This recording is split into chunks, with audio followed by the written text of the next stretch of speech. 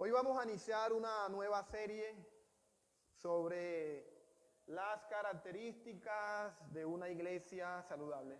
Usted ya puede ver la publicidad.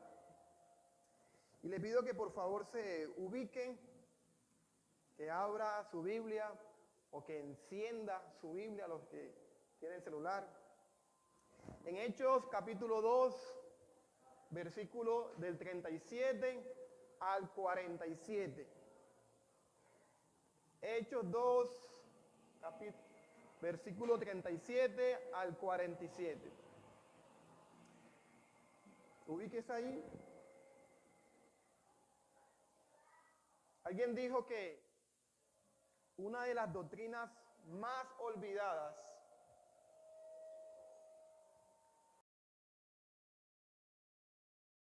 doctrina de la eclesiología o de las enseñanzas referentes a la iglesia. Voy a repetir eso.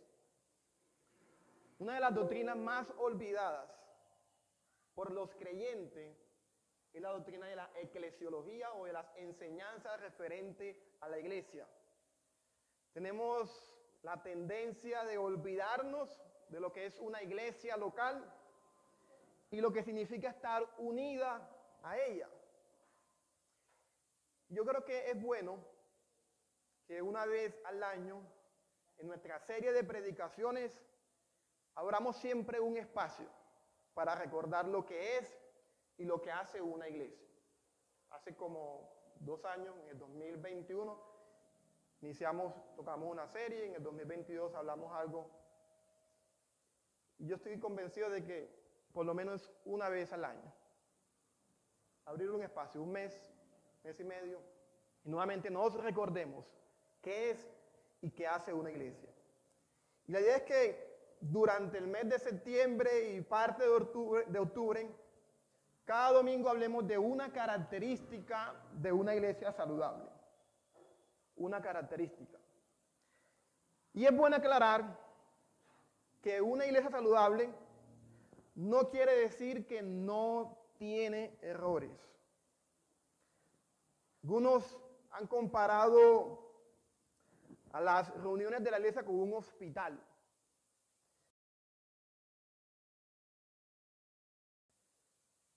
Somos una comunidad imperfecta que está siendo perfeccionado. Amén a eso, para dejar claro eso. Una iglesia saludable no quiere decir que no tiene errores, sino que es una iglesia que va creciendo y se va reproduciendo de manera natural en medio de las dificultades, cómo lo hace o cómo se desarrolla el cuerpo humano. Cuando no hay crecimiento natural en el cuerpo humano, cuando no hay un crecimiento en la madurez de la iglesia, es una señal de que algo no está saludable en la congregación. ¿Cierto que es así? Así que iniciaremos esta serie y para algunos puede ser algo repetido, pero que le va a ayudar a fortalecer y reafirmar lo que usted ya sabe y lo que usted debe enseñar o vivir como iglesia. Pero aquí va a ser el punto fuerte, porque para otros, en algunos temas que tocaremos, usted debe ir corrigiendo conceptos o prácticas equivocadas, evidencia algo totalmente diferente. Y la primera característica que hoy tocaremos en el texto que vamos a leer es que una iglesia saludable tiene un entendimiento bíblico de lo que significa ser miembro de una iglesia. Yo tengo un concepto bíblico de lo que significa estar unido en una iglesia. Lo que queremos hacer o lo que planteo hacer, con el favor del Señor, es tocar la llaga. Algunos va a ser incómodo. Y no vaya a pensar, es que el pastor me está tirando, insisto, ideas equivocadas de lo que significa una iglesia. Este pasaje que vamos a leer es conocido porque describe el inicio de la iglesia en Jerusalén. Luego de que Pedro diera su primer sermón. Si usted, los que hemos estudiado el libro de Hechos, sabe que en Hechos capítulo 2 vino el Espíritu Santo en Pentecostés. Pedro aprovecha la ocasión, da un tremendo discurso y en el verso 37 en adelante se empieza a describir los efectos que produce el discurso del apóstol Pedro. El discurso en los versículos anteriores estaba enfocado en el ministerio de Jesús, en la muerte y en la resurrección de Jesús. Y cuando él termina de predicar, tiene como efecto que muchas personas reciben la palabra y se empiezan a añadir a la iglesia. Entonces, vamos a leer el texto y tocaremos 3 puntos. Si esto no pasa, vamos a tocar ahí 3 puntos. Primero, a modo de introducción, hablaremos de lo que no es una iglesia. Y aquí tocaremos la llaga. ¿Qué no es una iglesia? Mencionaré algunas ideas equivocadas que se tienen sobre la iglesia. Luego daré una definición de lo que es una iglesia basada en el texto que vamos a leer. Y terminaremos viendo en este mismo pasaje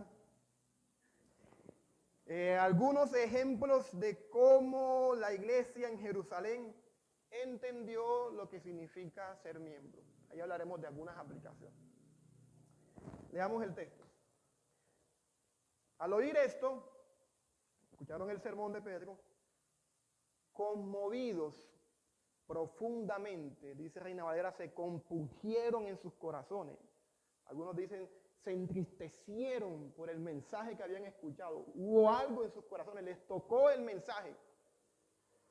Dijeron a Pedro, arrepiéntanse y sean bautizados cada uno de ustedes en el nombre de Jesucristo para perdón de sus pecados.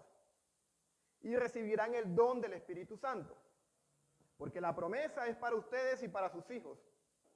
Y para todos los que están lejos, para tantos como el Señor nuestro Dios llama. Versículo 40. Y Pedro con muchas otras palabras testificaba solemnemente y les exhortaba diciendo, sean salvos de esta perversa generación. Entonces los que habían recibido su palabra fueron bautizados y se añadieron aquel día como 3,000 almas o 3,000 personas. ¿Se añadieron a dónde? A la iglesia. A esos 120 discípulos que se describen en el capítulo 1. Versículo 42 que sintetiza o resume el estilo de vida que empezó a caracterizar a estos primeros cristianos, que es nuestro versículo lema como iglesia. El pan y a las oraciones. Y en el verso 43 da algunos ejemplos de cómo era eso. Sobrevino temor a toda persona y muchos prodigios y señales se hacían por los apóstoles. Todos los que habían creído estaban juntos y tenían todas las cosas en común. Vendían todas sus propiedades y sus bienes y los compartían con todos según la necesidad de cada uno. Día tras día continuaban unánimes en el templo y partiendo el pan en los hogares, comían juntos con alegría y sencillez de corazón, alabando a Dios y hallando favor con todo el pueblo. Y el Señor añadía cada día al número de ellos los que habían siendo salvos. Padre, en el nombre de Jesús, ayúdanos en esta mañana. Dale a tu siervo la gracia de poder explicar de manera clara y de poder ser relevante, Señor, a los que hoy han venido a escuchar tu palabra. En el nombre de Jesús. Amén. Primer punto. ¿Qué no es una iglesia? Si usted al venir por acá Si usted va a venir a la iglesia, imagínese esta situación hipotética. Alguien lo interrumpe y le pregunta, oiga, vecino, ¿usted para dónde va? Usted dice, no, yo voy para la iglesia. El hombre está como curioso porque todos los días lo ve que usted se levanta bien temprano, pues su Biblia se acomoda y dice, ¿usted para dónde va? No, yo voy para la iglesia. ¿Y cómo que quiere seguir hablando? Pero venga acá, no se vaya todavía, un momentito. ¿A qué iglesia va usted? Después de toda una semana de trabajo, hoy domingo, lo bueno es descansar, compartir en familia, irse a la ciclovía por allá y desconectarse de este mundo, de esta sociedad. ¿Qué le respondería a usted? El hombre está interesado que tiene esa iglesia. ¿Por qué usted va a la iglesia? No hay tiempo para escucharlo, es pregunta retórica. Tal vez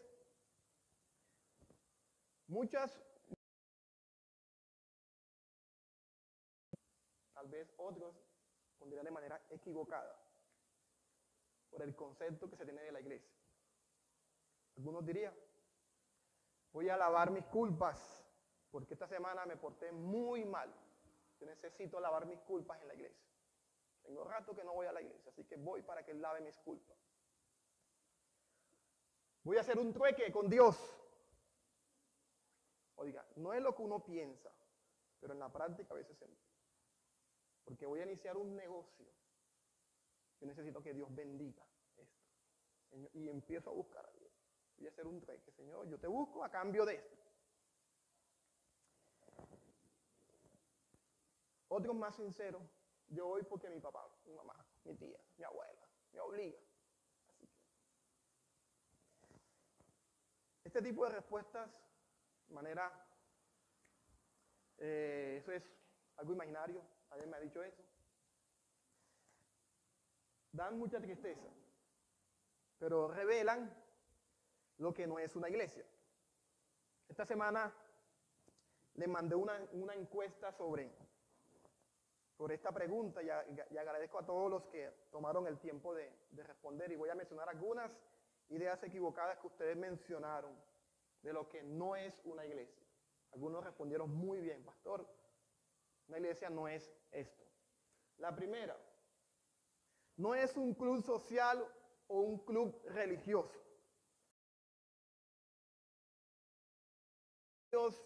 A cambio de tu dinero o del tiempo del servicio.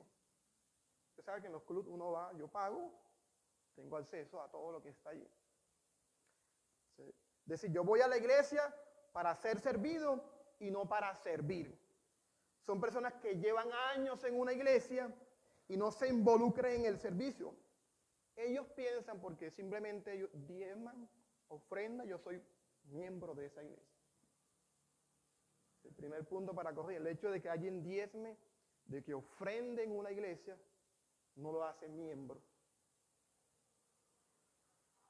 Amén. Se escuchan pocos amén. Otros dijeron que la iglesia no es un grupo de creyentes que se reúnen para orar y estudiar la Biblia. Y esta también es chocante. Son personas que piensan que no es necesario reunirse con toda la congregación debido a que tienen reuniones familiares donde oran y estudian la Biblia. Ellos piensan que por estar unidos, estudiando y orando con su familia, con un grupo de hermanos, son una iglesia. Por ejemplo, los grupos en casa que tenemos, donde nos reunimos a orar y estudiar la palabra. Esos grupos en casa no son una iglesia. Hay cosas que caracterizan a una iglesia que no se hacen en los grupos en casa. Por ejemplo, una iglesia debe celebrar las ordenanzas que el Señor instituyó. Bautismo y la cena. Eso hace una iglesia. Eso es una iglesia. Una iglesia debe ejercer disciplina sobre un miembro para restaurarlo. Eso es una iglesia. si eso no se está dando en tu grupo, si simplemente se reúnen, después se desconectan, simplemente están haciendo actividades que hacen personas de la iglesia, pero eso no es una iglesia. Amén a eso. A medida que vaya pasando, voy haciendo más presión. Ayúdame con la otra, por favor, que esto...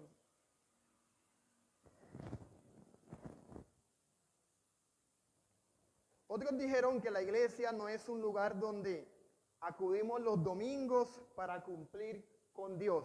O sea, no es un seguro de vida. Entonces, yo voy a la iglesia, parecía la que mencionamos al principio, para que Dios bendiga mi semana, para cumplir con Dios, que como todos los cristianos deben congregarse, hay que cumplir. Entonces voy, estoy un ratico, ya me congregué en la iglesia. Esas personas piensan que por venir a la iglesia les garantiza una bendición o una salvación durante la semana. Algunos me decían, piensan que por venir a la iglesia ya son salvos. Entonces por ahí va esa línea. Y esa es muy común también. Obviamente digo, una cosa es la teoría, otra cosa es la práctica. Se ve en la práctica, no en el concepto, en la práctica, la forma como está viviendo la iglesia. Otros dijeron que la iglesia no es un lugar físico, y esta todos lo sabemos. Bueno, todos no, algunos me escribieron equivocadamente que la iglesia era un lugar físico. No. La iglesia no es un lugar físico donde asistimos, no es la infraestructura física donde nos congregamos. Este pensamiento es muy común y está arraigado a nuestro vocabulario y deberíamos corregir esa expresión, y me incluyo. Vamos a la iglesia a adorar al Señor. ¿Cuántos hemos dicho así? Nosotros no vamos a la iglesia a adorar al Señor. Nosotros nos reunimos como iglesia de los miembros de la iglesia.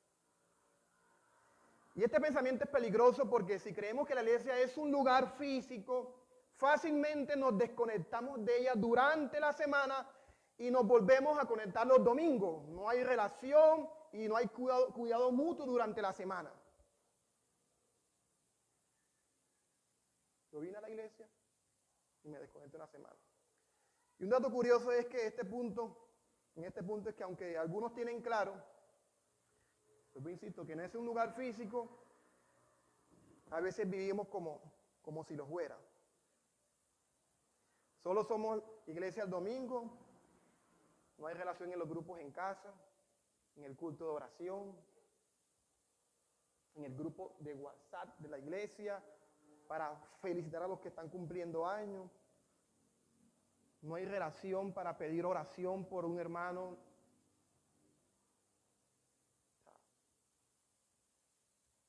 Y yo sé que el grupo de WhatsApp es un medio informal, ¿cierto? Eso me lo han dicho varias veces. Pero el grupo de WhatsApp de la iglesia tiene ese propósito. Hemos tratado de enseñar a la iglesia que no es para informar a la iglesia, para felicitar a los hermanos de cumpleaños y demostrar que somos iglesia allí. Feliz cumpleaños, hermanos, oren por mí. Entonces, de pronto uno entiende que a veces uno anda muy ocupado, no tiene la práctica de estar metido en el celular. Todo eso yo lo entiendo. Pero el punto que quiero corregir es que hay personas que da lo mismo lo que está pasando con el hermano, si cumple o no cumple años. Eso es peligroso. Otros piensan que la iglesia son sus pastores o líderes. Algunas personas tienen la idea equivocada de que la iglesia son sus pastores o líderes, no en la teoría, sino en la práctica. Yo hago una encuesta y ninguno va a decir eso, pero en la práctica se ve. Porque si un miembro no anda bien o está desanimado, pasando por un duelo, se presupone que los pastores son los responsables de lidiar con ese asunto. O cuando una persona se responsable de lo sucedido, son sus pastores, les cuesta involucrarse en las necesidades o en el duelo que están viviendo sus hermanos, ya sea por timidez, me da pena, pastor, pero en el caso de nuestro tema, porque no han entendido que los pastores o líderes no son los únicos que deben involucrarse en las necesidades de la iglesia. Es la labor de toda una comunidad. El pastor no debe pastorear solo. Amén a eso. Y hoy creo que se tocaba algo de eso en el tema de la escuela bíblica. Quienes piensan que la iglesia son los pastores no se sentirán pastoreados en la iglesia si el pastor no está 24/7 o si el pastor no lo ha llamado últimamente. No me siento pastoreado.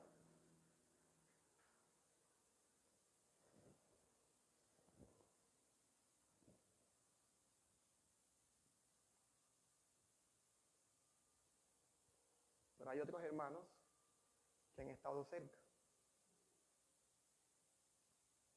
Aún familiares creyentes han estado cerca.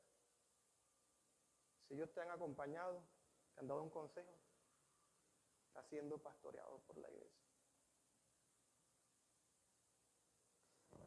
Como veremos en el texto que estudiaremos, la labor pastoral no es tarea solo del pastor, sino de toda una congregación. Si por X o Y motivo el pastor de esta iglesia últimamente no lo ha llamado, porque está en X o Y situación, está embolatado con sus estudios, está teniendo otros problemas, yo quiero animarle a que usted tome iniciativa, se acerque, porque uno no es adivino, ¿cierto?, para saber cómo se está sintiendo. Yo con todo el amor, con todo el gusto, puedo estar muy ocupado, pero si es algo que es urgencia, tengo que soltar y atender. No vaya a pensar, es que porque el pastor está estudiando, que porque estoy en toda la... Escríbanme, si es algo muy urgente, ahí voy a estar. Pero si por X motivo usted no pudo llamar, yo estoy desconectado, estoy involucrado en otras cosas, mis amados hermanos, insisto, siéntase pastoreado cuando otro miembro de la iglesia está con usted. No piense que si yo no estoy ahí, donde están los ancianos, no está siendo pastoreado. No. Quitemos esa idea equivocada. Ese trabajo de toda una comunidad. Amén. Amén. Y esta última. La iglesia no es un ministerio pro-eclesiástico. ¿Qué significa eso de pro-eclesiástico? Son ministerios que a través de su servicio llegan donde no ha llegado la iglesia. Están trabajando junto con la iglesia. Pro-eclesiástico. Ejemplo, Seminario Bíblico de Colombia es un ministerio pro-eclesiástico. Se encarga de capacitar a los pastores y líderes. CCI, Campamentos Cristianos Internacionales, también prepara a los líderes para los campamentos. Rana Bacana, donde trabajaba María del Mar, no sé si sigue trabajando. A los maestros de escuela dominical preparan materiales para la escuela dominical. Nueva Generación, también un ministerio para pro-eclesial.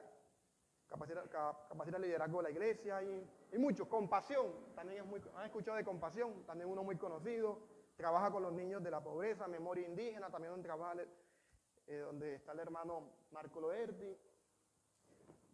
Y es bueno, mis amados hermanos, estar en esos ministerios. Es bueno, yo hago parte de uno porque estoy estudiando en el seminario. Bíblico de Colombia y muchos de los que se encuentran aquí también hacen parte de esos ministerios proeclesiásticos. Excelente. Pero también estos ministerios proeclesiásticos reflejan algo negativo. Reflejan muchas veces el descuido de la iglesia. Les pregunto, ¿por qué tiene que venir un ministerio proeclesiástico como Compasión Internacional para atender a los pobres de la ciudad? ¿Por qué tienen que venir ellos acá y ayudar a los pobres? Porque las iglesias locales no hemos hecho nuestro trabajo de acordarnos de los pobres, visitar a los huérfanos y a las viudas en sus tribulaciones. Ese es el trabajo de la iglesia local. Pero como nos hemos desconectado, Dios levanta a otras personas y que se involucren de lleno con eso. No tienen claro cuál es su trabajo.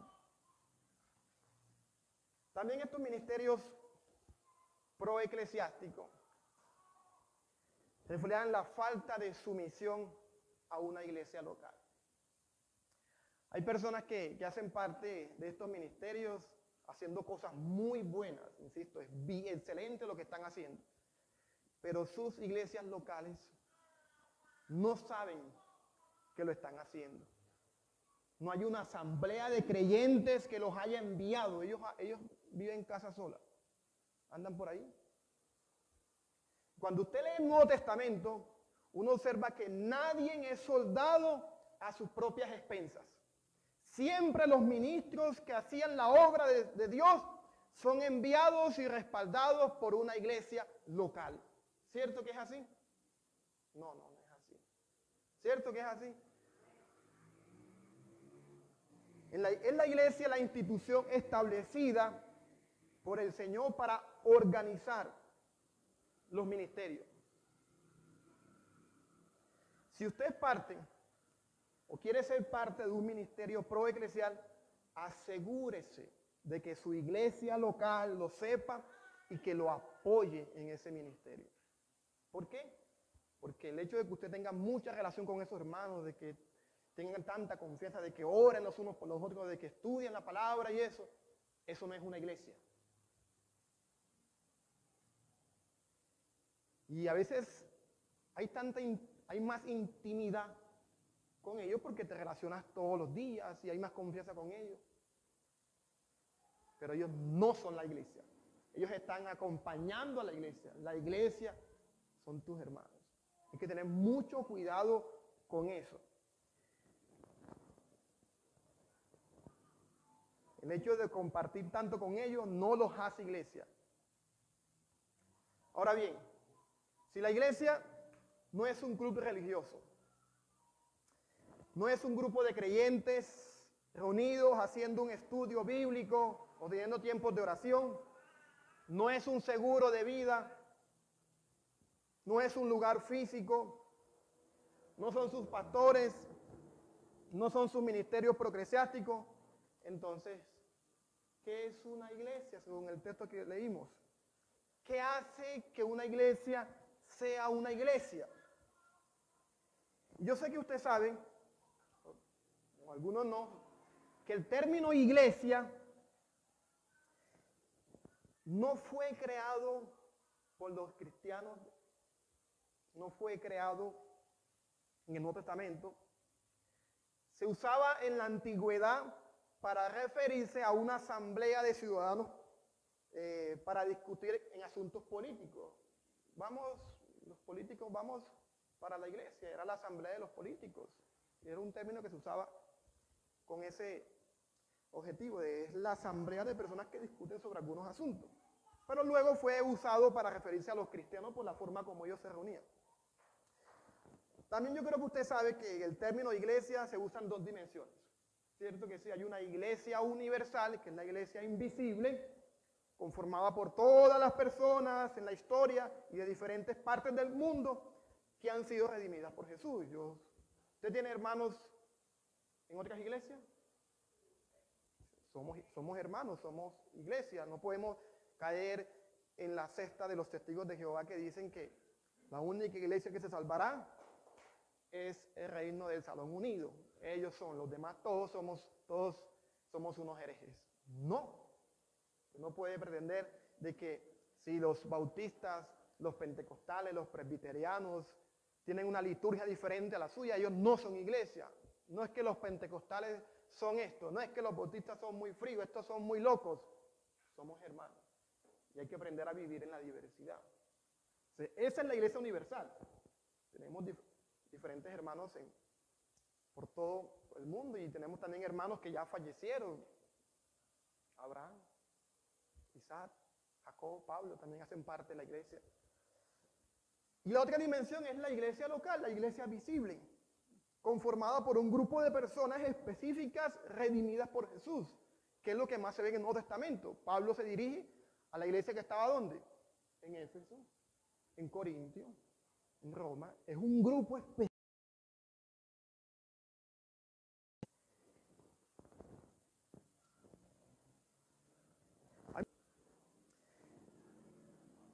En la encuesta que les mandé, ustedes respondieron muy bien.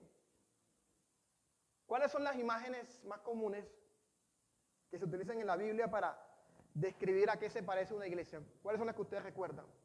La iglesia es como qué? Es el cuerpo de Cristo. ¿Cuál es otra imagen que muchas veces utilizamos? La iglesia es como un edificio. Todas esas imágenes describen a qué se parece una iglesia. Se parece a un cuerpo donde tiene diferentes miembros. Cristo es la cabeza, nosotros somos los miembros y cada miembro tiene una función diferente, pero somos interdependientes. La iglesia es como un edificio donde usted y yo somos piedras. Cristo es la piedra principal, donde nos estamos edificando por el fundamento de los apóstoles y por el fundamento de Cristo. O sea, todo eso habla de lo que es una iglesia. Nos dependemos, debemos crecer. Otra imagen, la iglesia es como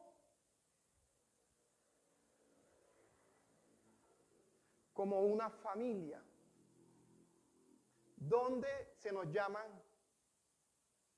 de Dios el Padre, nosotros somos hijos y nos llamamos hermanos. ¿Sí? Mi hermano, mi hermana. Ese vocabulario viene porque hay una analogía de que somos familia. Pero el punto es que hay intimidad allí.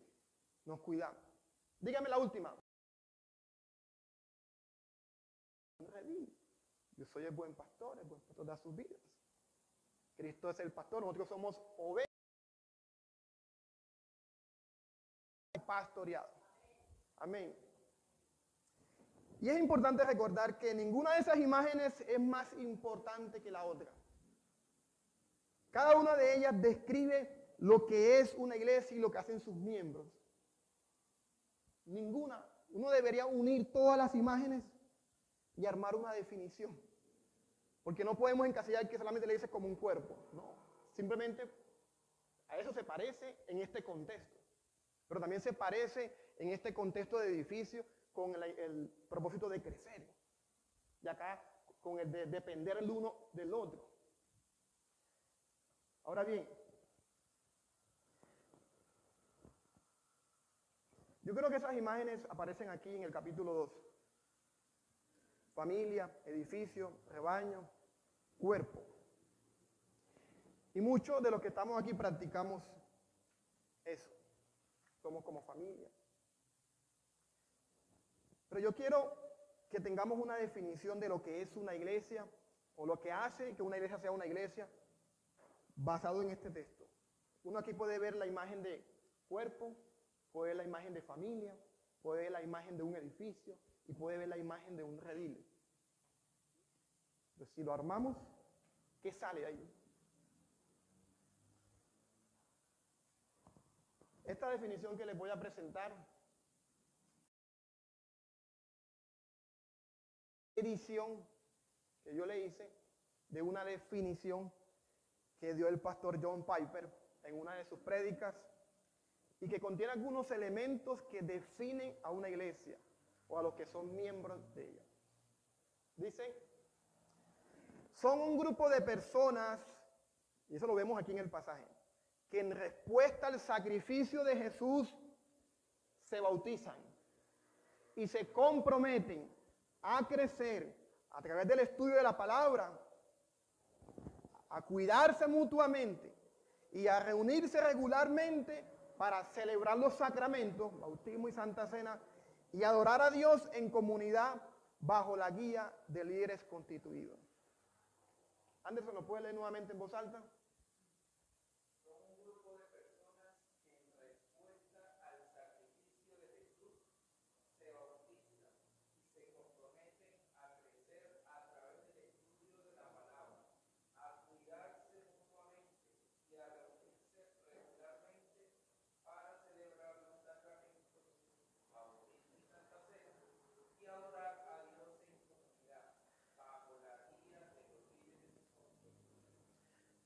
Usted la ve allí, así, así.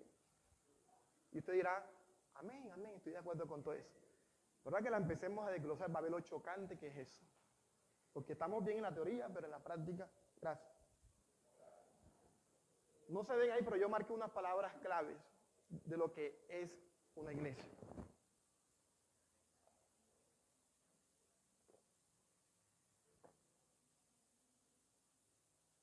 Ahora que empecemos a desglosar esa idea, no se sienta ofendido, sino, por favor, corregir ideas equivocadas, con el fin de que crezcamos de manera saludable. La primera palabra que resalté ahí es en respuesta y se bautiza. El texto deja claro, en el pasaje que leímos, que la iglesia no son todos los que asisten a sus reuniones, sino aquellos que en respuesta a la obra de Jesucristo toman la decisión de bautizarse. Y eso puede ser chocante para algunos. Imagínate que llevan años en la iglesia y no se han bautizado. Yo no soy parte de la iglesia, pastor. ¿Qué le responde usted?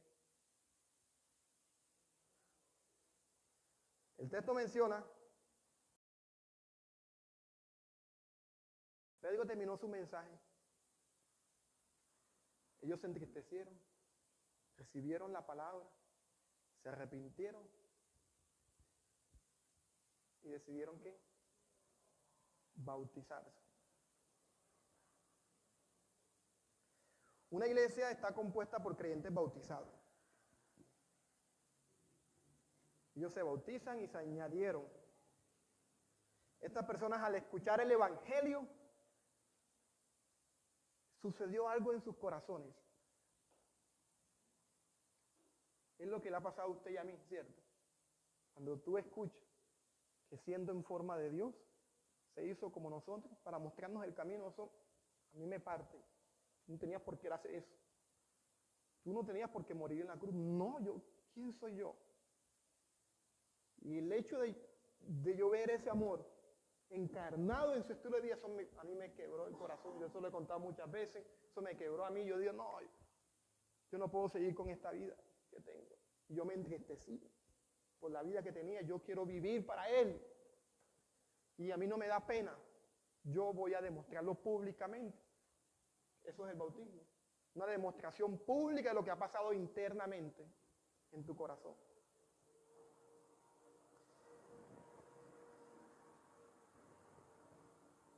Aquellos que han creído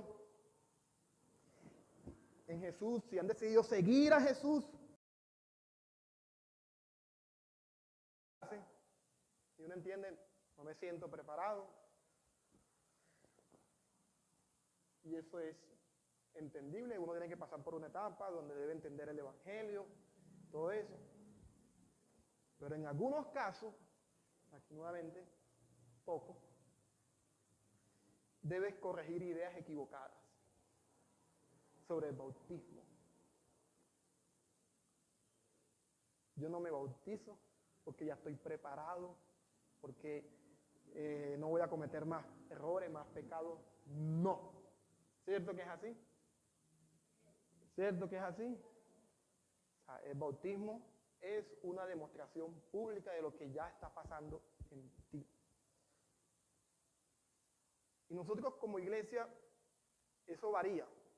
Hay iglesias donde si la hermanita es creyente, el esposo no es creyente, le retienen el bautismo, porque deben casarse. Nosotros como iglesia no vamos por esa línea, porque su demostración pública no puede depender de la decisión de otra persona. Nosotros tomamos la decisión de bautizarlo porque si ella quiere, porque ya tomó, ella lo quiere, ¿qué te impide? Así que no vayan de pronto a acusarnos como iglesia de que no los estamos recibiendo porque no tomamos la decisión de bautizarnos. No. Si tienes algún impedimento, desconoces algo, conversemos y miremos. Si hay que estudiar el curso de discipulado paso a paso nuevamente, con toda la humildad de aprender, el curso de bautismo, sin compromiso, simplemente escuchar. Así le pasó a un hermano de aquí, que es muy cercano a mí, que lo bauticé, le entregué el discipulado. Ustedes saben quién es, la primera persona que bauticé aquí en la iglesia. Y yo simplemente le entregué el discipulado, hermano Santiago, discípulelo, y yo doy resultados. Y él, con un hambre y un deseo de conocer, y ahí pasó. Hijo, yo me quiero bautizar. Ah, bueno. ¿Eso quién lo hace? Lo hace el Señor. ¿Saben a quién me estoy refiriendo? Amén. Sí. Para no, la primera persona que yo bauticé en la iglesia. Entonces, quiero animarles a los que no se han bautizado que inicien nuestras clases bautismales y que se acerquen. Ahora bien, el texto también menciona que este grupo de creyentes que se unieron a la iglesia se caracterizaban por 4 cosas. Y esas 4 cosas estaban anclados a una palabra. ¿Cuál es la palabra clave que los ancla a todos? Es un verbo y de ese verbo se desprenden las 4. ¿Cuál es? Versículo 42. En el texto, en el pasaje que leímos. Ahí están las 4 cosas y está la palabra que los ancla a todos. Palabras que se anclan de perseverar. ¿De quién? De los apóstoles. Tarea en casa, memorizar nuestro versículo lema. Ahí está, vean. Y perseveraban en la doctrina de los apóstoles, en la comunión unos con otros, en el partimiento del pan y en las oraciones. 4 cosas. Enseñanza de los apóstoles, comunión, partimiento del pan y las oraciones. Pero todo anclado a perseverar. Y la palabra perseverar se define en la Reina Valera como dedicarse constantemente a algo. Dice mi versión, se dedicaban constantemente, continuamente. Esta palabra se puede traducir como ser dirigente, atender, ser constante o comprometerse estrechamente. Y de ahí sale mi término. Ellos se comprometían estrechamente en la enseñanza de los apóstoles, comunión unos con otros. ¿Cuál es la que viene después? Partimiento del pan. ¿Cuál es la última? Y las oraciones. Entonces, las personas que empezaron a reunirse como iglesia se caracterizaban por una perseverancia o por un compromiso. Creo que el término compromiso aquí, vuelvo y toco. Puede ser también chocante para algunos. Cuando alguien escucha la palabra compromisos, no.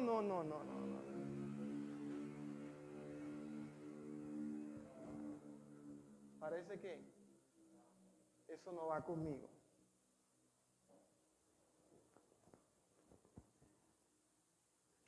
Vivimos en una sociedad que le asustan los compromisos formales. Es como la relación que algunos tienen con la iglesia, es como aquel novio que lleva años con la jovencita y no se quiere comprometer con el matrimonio. Con la excusa, oiga pastor, es que un papel no va a hacer que la ame menos o que la ame más. ¿Han escuchado esas expresiones? Yo, ¿por qué tengo que comprometerme? Le asusta el compromiso formal. Pero detrás de eso hay un temor a asumir ciertas responsabilidades. Hay un temor a que se metan en tu vida, porque ya estás más ligado. Quieren vivir en la informalidad por eso. Y eso es peligroso. Porque a veces no se sabe si son o no parejas. Ah, pero ¿tú y yo qué somos? ¿Somos o no somos novios? ¿Somos o no somos pareja? ¿Yo te puedo pastorear a ti, sí o no? ¿Yo me puedo involucrar en tu vida, sí o no?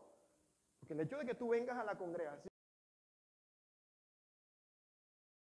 yo sé que tú me has dado permiso a mí de involucrarme en tu vida. ¿Cómo yo sé eso como pastor? ¿Cómo lo sabe Alejo? ¿Cómo lo sabe Gabriel y Jairo? ¿Cómo sabemos eso? Porque yo no puedo meterme en la vida de una persona sin su permiso. Yo me meto en la vida de las personas que dijeron, yo quiero ser miembro, yo quiero que me pastoreen. Hebreos 13 menciona, obedezcan a sus pastores. Usted tiene el deber de obedecer a Cas Luna. Dígame el nombre de cualquier pastor amigo suyo. Ese es amigo tuyo. ¡Wow! Oye, te mantiene buenas relaciones. ¿Vale? Pero tienes el compromiso de obedecer a esos pastores. Dime un amigo tuyo, pastor, Alejo, que hay, antes de llegar aquí. Alex, tienes el compromiso de obedecer a Alex. Dice, obedezcas a su pastor. Te dice Alex una cosa, te dice Luis otra cosa, te dice Bill otra cosa. Ay, ¿a quién no obedezco yo aquí? A los pastores tenemos que saber a quién estamos pastoreando. Y lo mismo las ovejas. Entonces, es peligroso venir a la iglesia siendo creyente y estar toda una vida en una iglesia y no asumir el compromiso formal. Yo quiero ser miembro de esta iglesia. No he dado permiso de involucrarme en tu vida. El texto menciona 4 cositas que quiero aquí desglosar. Si no me da tiempo, yo creo que no me va a dar tiempo, Mari, porque el próximo domingo, la idea era que María del Mar enseñe las características de una iglesia saludable, el liderazgo. Ella va a hablar de liderazgo y después yo sigo. Vamos a ver, si no, yo sigo con la segunda parte, para no cansarlos. Entonces, desglosemos el compromiso. Tienen el compromiso a 4 cosas. Primero,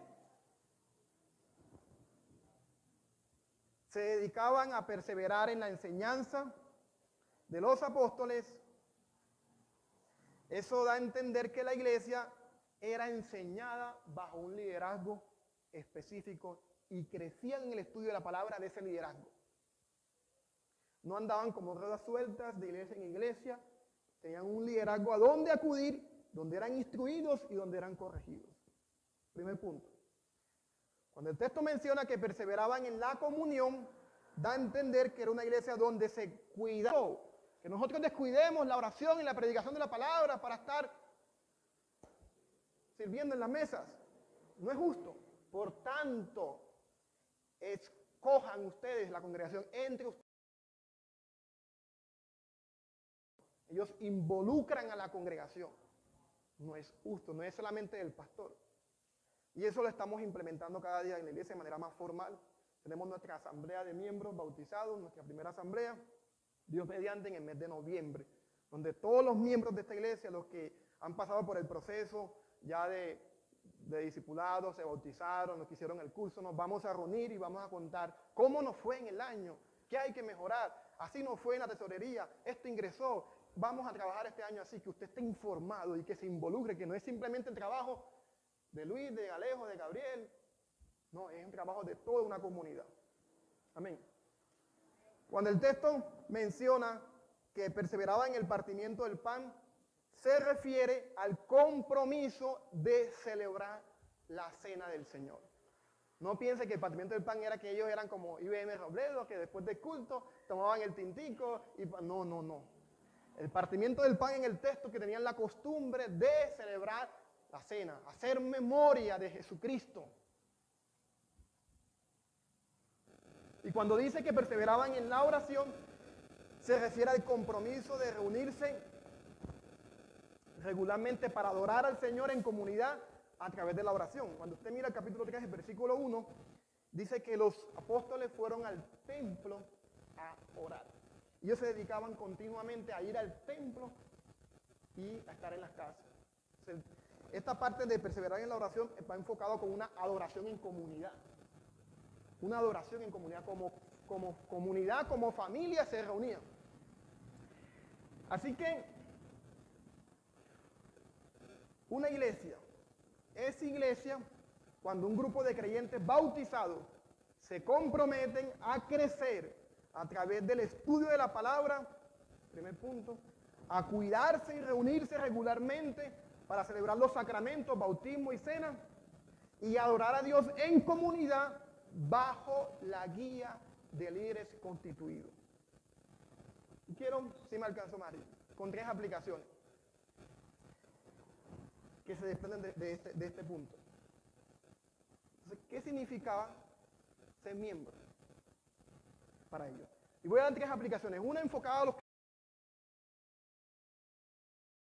proceso de ser miembro, y otra a los que no son miembros, que son creyentes, que son visitas. Entonces, la primera aplicación a los que son miembros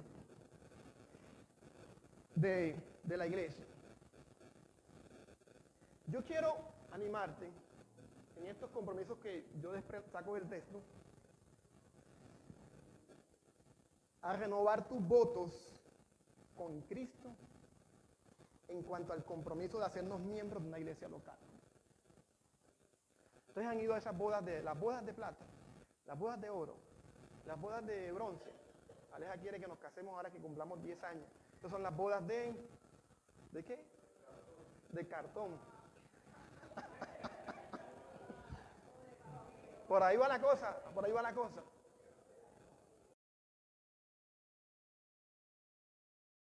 Pero mira, el punto es que cuando uno va a una boda a renovar sus votos es para recordar sus compromisos, ¿cierto? Sí, me voy a inspirar. Yo no creo que sean los 10 años, pero me voy a inspirar. Amada mía, yo me comprometo nuevamente a cuidarte, a tratarte como vaso frágil, a entregarme, a sustentarte, a cuidarte. Eso ya lo he venido haciendo, pero es yo renovar mis compromisos. Yo quiero animarte a eso. O sea, si ya tú eres miembro, que renueves tus compromisos de lo que tú has venido haciendo o lo que has dejado de hacer. El primer compromiso, ser miembro implica o significa comprométete a ser enseñado por un liderazgo. Eso, vuelve a eso, a ser enseñado por un liderazgo. El pasaje menciona que eran enseñados por los apóstoles. Eso implica que cuando te unes a una iglesia, debes tener la humildad de ser enseñable por tus líderes o pastores. Debes aprender a estar bajo autoridad. Diga conmigo, bajo autoridad. Y eso cuesta. Aprender a estar bajo autoridad, aceptar la corrección y la instrucción bíblica de tus pastores. Dentro del curso de membresía que ofrecemos,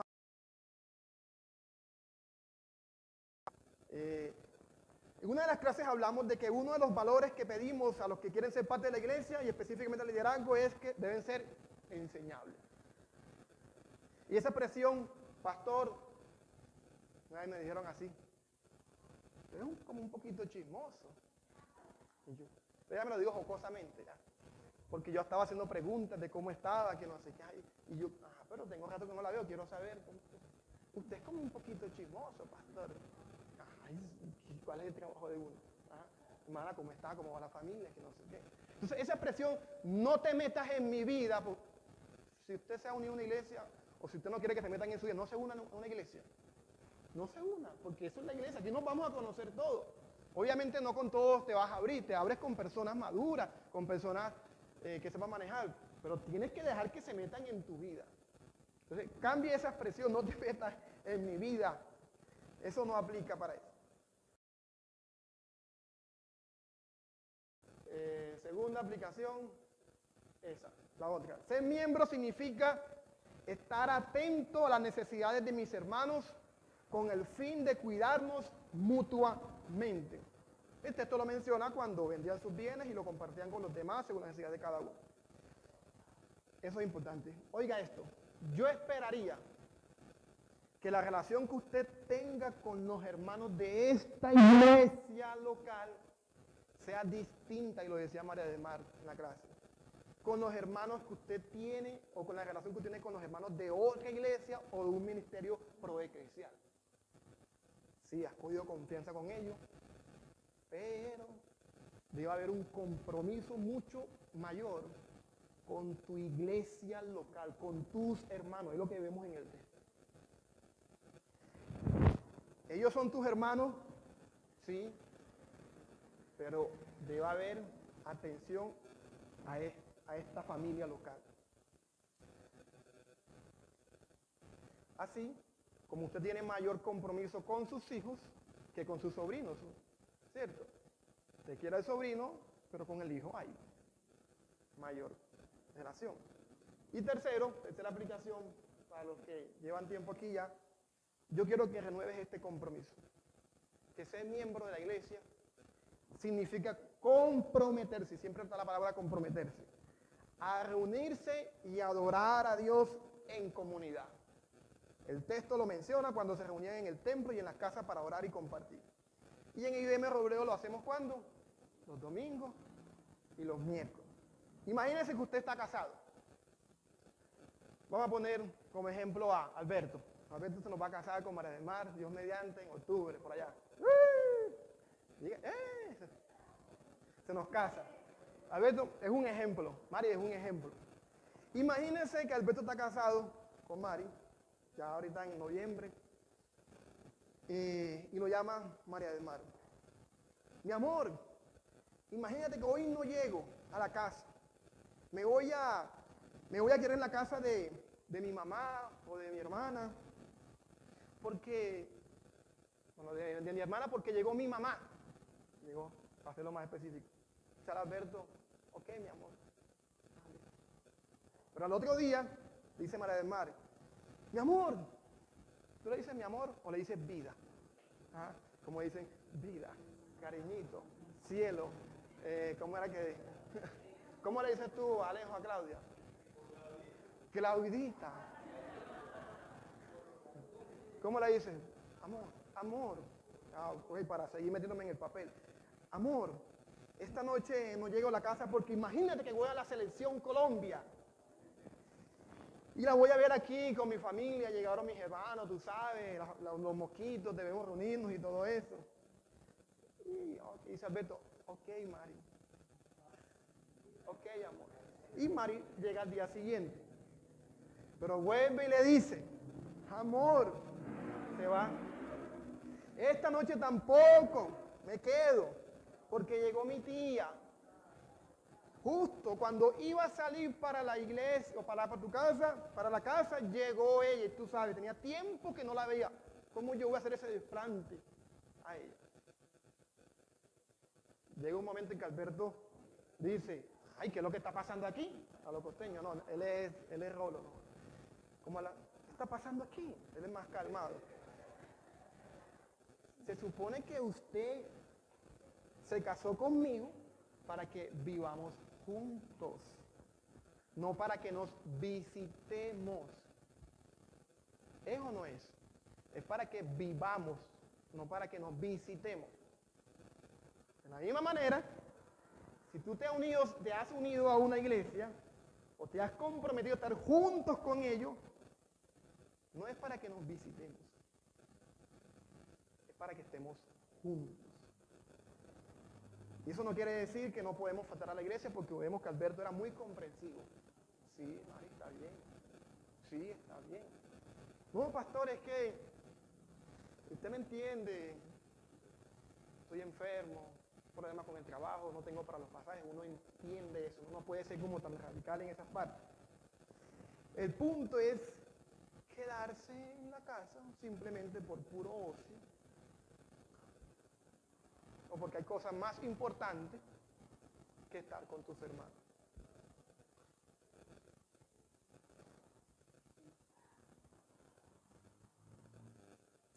Amén.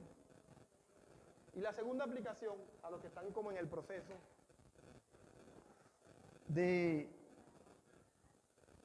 adquirir la membresía, de unirse a la iglesia de manera formal.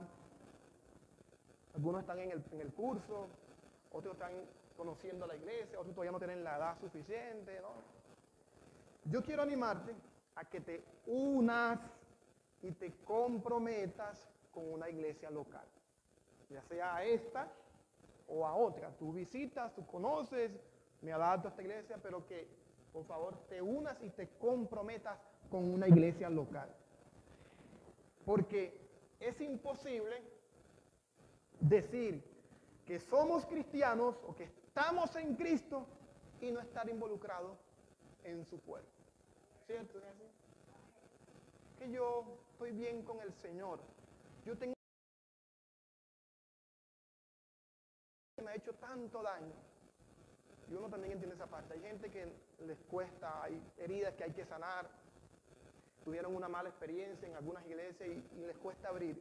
Y eso uno tiene que también trabajar eso, sanar esa parte. Pero no podemos generalizar. Es que como tuviste una mala experiencia en el matrimonio, tú vas a decir que ahora que todos los matrimonios son malos, no hay ningún matrimonio serio. Como viste un mal ejemplo en tus papás, en tus tíos, yo no me caso con ninguna o con ninguno porque mira lo que pasó. No puedes generalizar. Si tuviste una mala experiencia, hay que sanar esa parte, pero no todas las iglesias locales son así. Y aquí va a llegar un momento en que también nos vamos a equivocar. Pero hay que saber manejar eso. Entonces, animarte a que te unas a una iglesia local. Todas las iglesias tienen diferentes maneras de saber quiénes son sus miembros. Todas. Eso lo hablamos en el curso, ¿se acuerdan? Algunos definen la membresía por el tiempo. Tú llevas mucho tiempo en la iglesia, bueno, ya eres miembro. Otros la definen por el bautismo, ya te bautizaste, ya tú eres miembro de esta iglesia. Otros la definen por los que sirven, hay un problema en la iglesia. Entonces, reunamos a la iglesia, reunimos a todos los que sirven, se ve mucho en las iglesias grandes, porque no pueden reunir a todos. Imagínense, reunir 500 personas, reúnen a los que sirven y son un grupo grande. Otros por los que diezman, no, la hermana diezma, el hermano diezma. Entonces vamos a reunir a los que diezman. Nosotros en esta iglesia hacemos de la membresía un proceso formal. Para nosotros saber quiénes son las ovejas de este rebaño deben pasar por un proceso. Luego de que conozcas a la iglesia, 6 meses, haces un curso en membresía y eres entrevistado por el pastor, que nos falta ese punto, y terminamos con un desayuno, tenemos un desayuno pendiente el próximo domingo, los hermanos. Y al final del año los recibimos a la asamblea, hermanos, miren, este año estos decidieron unirse. Bienvenidos, nos crecemos. Entonces, así es el proceso en esta iglesia. Y a los que no son creyentes, si en esta mañana tú no has decidido seguir a Jesús en arrepentimiento y en fe, mi invitación no es que te hagas miembro de una iglesia, sino que vengas a Cristo en fe y en arrepentimiento. Ser miembro no te salva. Todo inicia cuando uno llega a Cristo. Pídele que perdone tus pecados, que te salve la condenación de ellos, y Él te añadirá a su gracia. Ser miembro de una iglesia no salva a nadie. Pero no hay bendición más grande que ser parte de una comunidad que ha sido perdonada por Cristo. Por eso es que nos dicen evangélicos locos, porque estamos cantando agradecidos por el perdón y el amor de Cristo. Amén. Padre, en el nombre de Jesús, gracias, Señor, por esta palabra que nos has dado. Por favor, ayúdanos esta semana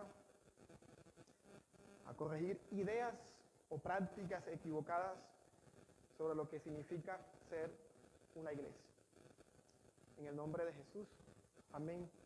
Y amén, mis amados hermanos. Dios les bendiga. Vamos a terminar con las ofrendas, algunos anuncios y lo hacemos en 10 minutos. Así que muchas gracias.